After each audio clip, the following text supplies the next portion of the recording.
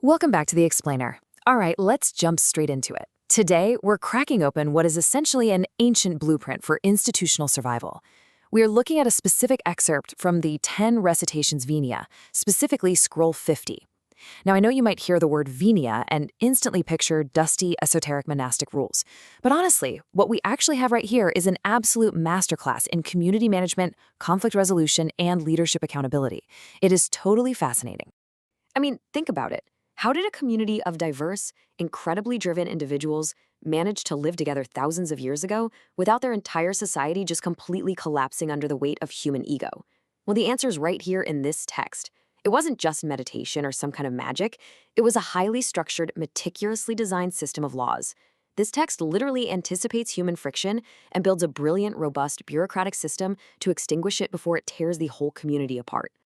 To make sense of all these complex ancient lists, we're going to break this down into 4 clear areas: monastic conflict resolution, the qualities of true leaders, the boundaries of daily life, and finally, preserving the true Dharma.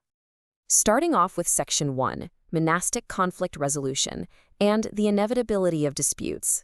There's a really surprising reality hidden inside these records. Even enlightened monks, or at least monks who were striving for enlightenment, had intense, heated conflicts that actually required a formal justice system to sort out. To handle this, they used a specific framework for zheng. This translates to disputes, conflicts, or formal legal proceedings. These ancient leaders absolutely didn't pretend that living a spiritual life magically made everyone agreeable overnight. They fully expected friction, so they created an entire legal framework complete with arbitrators, evidence gathering, and formal judgments just to handle zheng impartially. And the text gets incredibly granular about what actually causes a community to fracture. According to the Vinaya, community breakdown really boils down to 5 toxic behaviors: issuing unlawful orders, actively speaking just to form little cliques, mocking the people who are diligently studying the texts, intentionally obstructing the rules from being recited, and actively fanning the flames of an argument. The ancient wisdom here is crystal clear. These are not minor annoyances. These are the literal root causes of factionalism and spiritual decline. So when a dispute inevitably popped up, you needed a mediator. But they couldn't just let anyone step in. The text provides this massive comparison between an ineffective arbitrator and a true peacemaker. If a mediator relies purely on their power, gets easily annoyed, speaks totally off topic, or just forgets the specific wording of the rules, they are out, disqualified. A true peacemaker has to speak directly to the root cause, stay perfectly patient, and rely entirely on the Dharma, not their own personal opinion. The emphasis they put on emotional control and precision is just remarkable. Moving right along to Section 2, qualities of true leaders and the burden of the elders.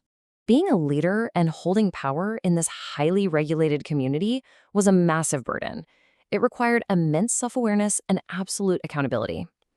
Age or tenure alone, that did not guarantee you any kind of immunity or respect. In fact, the text explicitly outlines reasons why an elder, a senior member of the group, must be formally reprimanded. If they break precepts, lack deep knowledge like a literal child, remain ignorant of the broader rules, actually take pleasure in breaking the rules, or surround themselves with rule breakers, they are held accountable. Seniority absolutely meant nothing without the substance to back it up. Which brings us to a highly specific, very important number in the text regarding leadership: 10. There's a meticulous 10-point standard that defined a legitimate, fully qualified elder.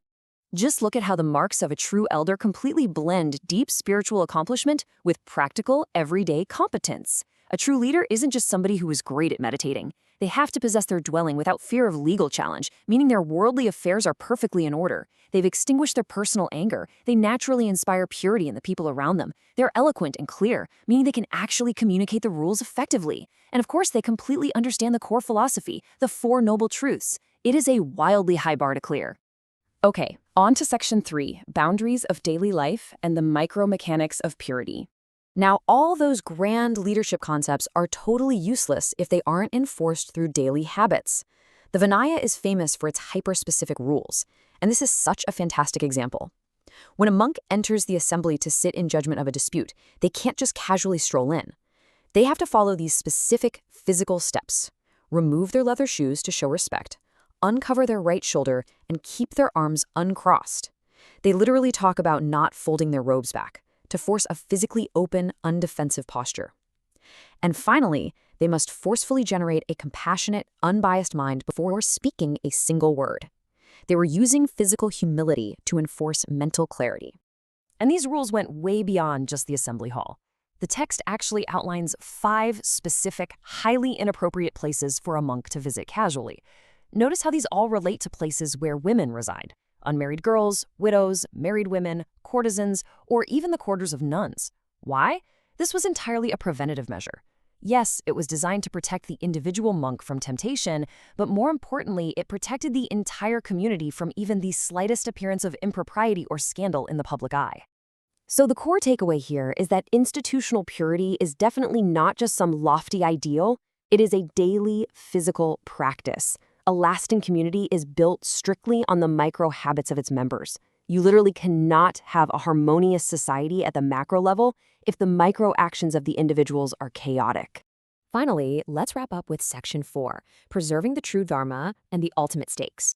So we've talked about taking off shoes, managing arguments, and controlling daily routines, but what are the actual stakes here? Why did this massive, highly bureaucratic code of laws matter so much to them?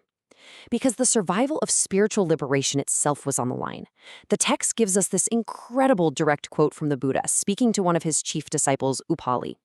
Upali essentially asks, hey, how do we know if a rule is actually good? And the Buddha answers, if a law leads to dispassion, harmony, and non-growth of afflictions, know this is the true Dharma and the Vinaya.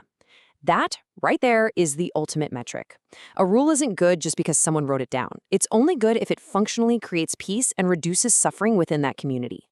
And it's pretty wild to see how fragile this entire system is. The text explicitly warns about what destroys the teachings. And spoiler alert, it isn't an invading army. It is the subtle manipulation of language. Destroying the Dharma happens when people start calling illegal things legal. It happens when they pass off their own personal opinions as the actual Vinaya, or when they try to downplay major offenses as just minor ones. Preserving the community requires absolute, unwavering honesty in language. You have to call the illegal exactly what it is: illegal. Which leaves us with a pretty massive thought to chew on. We've just analyzed a 2,500-year-old operational manual that successfully sustained one of the longest-lasting institutions in human history. They fully understood that communities require clear conflict resolution, totally accountable leadership, daily micro-habits of integrity, and absolute honesty in language. So I have to ask you, what principles are you using to build your communities, your companies, or your institutions today that will ensure they last for millennia? Thank you so much for joining me on this explainer today. Keep focusing, keep learning, and I'll see you next time.